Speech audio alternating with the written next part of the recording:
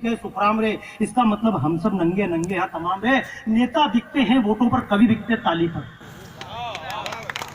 नेता बिकते हैं वोटों पर। भैया मेरे तो गाली भी खूब खाई रहे, तो मैं तो कहता हूँ अगर मैं अभी मेरी कुछ कविता, एक वो मेरा बोला हुआ वाक्य था, उसमें 58 लाख अभी शेयर हो गए, मैंने देखा उस पर फेसबुक पे।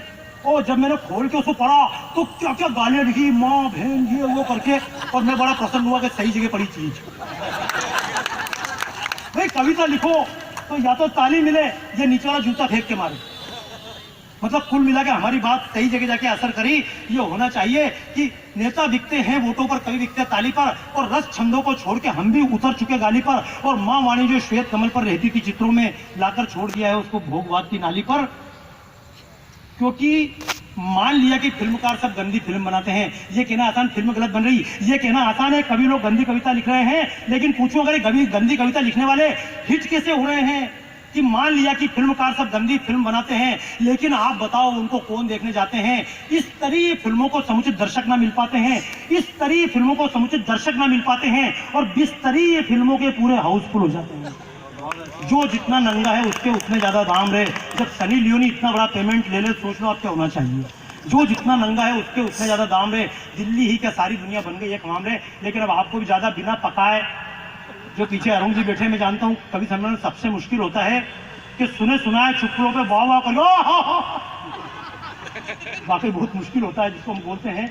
और फिर दूसरे नंबर खुद बोलना अलग बात है, दूसरे कवियों को सुनना भी अपने आप में बहुत बड़ी तपस्या होती है। क्योंकि आप पहली बार सुन रहे हो तो आपने तो सुन लिया। मैं केवल एक बात के बाद समापन करूं कि ईमानदारी की बात करना तो आसान है, लेकिन अगर चाहते हैं वास्तव में देश में ईमानदारी आए तो केवल एक काम कर लीजिएगा। गया जमाना जब त्यागी को मान मिला करता था, गया जमाना जब त्यागी को मान मिला करता था, और इक्का दुक्का कोई बेईमान। महेश जी से बात कर रहा था, अब भी मैं किसी गांव में कार्यक्रम करने जाता हूं तो अब तो कोई बोलता कितने लेट, बोले 5 लाख लोग दे भी देते हैं। प्रवीण जी बैठे हुए हैं, संजय भाई बैठे हुए हैं, इनके पास चेक भी आ जाते हैं। लेकिन ये कई बार बोलते हैं घर में एसी लगा लो। इनकी एसी की एसी तेसी, तो घर पे एसी नहीं लगाया, कूलर नहीं लगाया। और जब भी ट्रेन में जाता हूँ लोग मुझसे पूछते हैं बाबा जी कौन से डब्बे में हो, और मैं उनसे बोलता हूँ S3 में, तो बेचारे गलती से सोचते हैं एस कैसे हो सकता है, A3 में होंगे। तो वो एसी के सामने जा खड़े होते हैं, क्योंकि हमने तो ऊंचाई किस बात पे बनाई। कोई कितनी बड़ी गाड़ी में चलता है। मैं जनता की पुकार नहीं गया भाई साहब, जनता की पुकार में स्वरूप सिंह ने मुझे कहा, तो बोले आपको कविता पढ़ना है ना 20 मिनट। तो मैंने की 20 मिनट कविता पढ़ना कितना, बोले मैंने 5,51,000।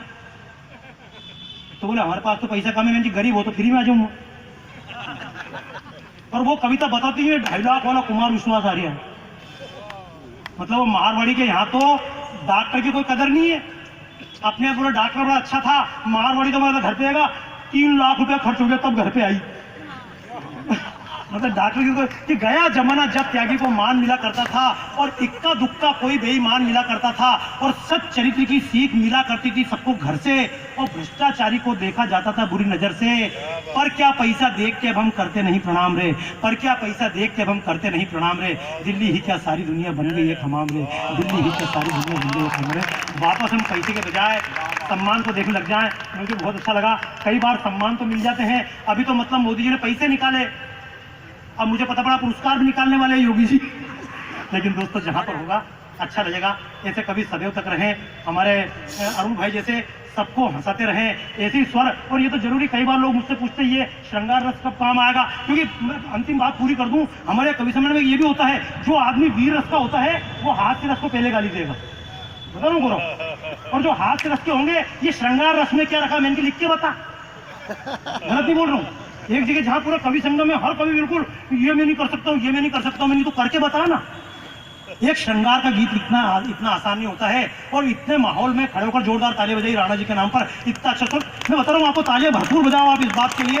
इतने अच्छे स्वर के साथ कम से कम खुद की रचना पढ़ रही हैं, ये तो अन्य की रचना पढ़ के भी कहाँ पहुंच गए। मैं महेश जी को, क्योंकि महेश जी के तो जोरदार तालियां बजाई। कल 2 किताब विमोचन हुई महेश जी की, और बहुत अच्छा लग रहा है। वो कवि बहुत अच्छे हैं, चित्रकार बहुत अच्छे हैं, वक्ता बहुत अच्छे हैं। और गौरव को तो जब आज ऊंचे उठते देखता हूँ, मुझे लगता है श्याम जी ने सही कहा था कि डॉक्टर भले ही बेकार हो लेकिन बाहर का डॉक्टर हो तो काम आ जाता है। मुझे बहुत अच्छा लगा कि पहली बार गौरव के साथ मंच में लेने का मौका मिला। पूरन भाई साथ रहे, राणा जी और अरुण जी का तो हाथ आशीर्वाद मेरे ऊपर है ही सही। और प्रकाश भैया से मेरा संपर्क रहा भैया, मैं सभी को प्रणाम करना चाहूँगा। और आप सबकी तरफ से श्याम ज्वालामुखी, क्योंकि वो ऐसा ज्वालामुखी था जिसमें से हंसी का लावा फूटता था।